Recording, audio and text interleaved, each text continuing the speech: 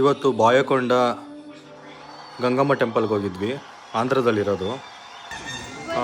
ಮೆಟ್ಲು ಇದೆ, ಆಮೇಲೆ ಗಾಡೀಲೂ ಹೋಗ್ಬೋದು ದೇವಸ್ಥಾನ ತನಕ.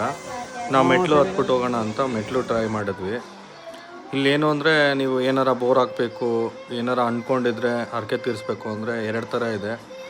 ನೀವು ಹರಕೆ ತೀರಿಸೋದು ನಾನ್ ವೆಜ್ಜು ಆಗಿರ್ಬೋದು, ವೆಜ್ಜು ಆಗಿರ್ಬೋದು. ಇದೇ ಬಾಯಕೊಂಡ ಇದ್ರದ್ದು ದೇವಿ ಮೂರ್ತಿ ಇದು. 170 ಕಿಲೋಮೀಟ್ರ್ ಆಗುತ್ತೆ. సో ఒళ్ళే ప్లేస్. సానా పెద్ద కథ సామి. ఆ కొండ అవతల ఒక రాజ్యం ఉండేది. ఆ రాజ్యం గెలవాలంటే సముద్రాన్ని దాటాలా. కానీ ఆ కొండ మీద ఒక సైన్యం ఉండేది.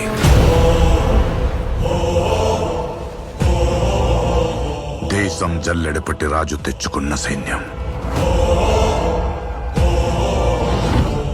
వాళ్ళ దైవం ఆయుధం.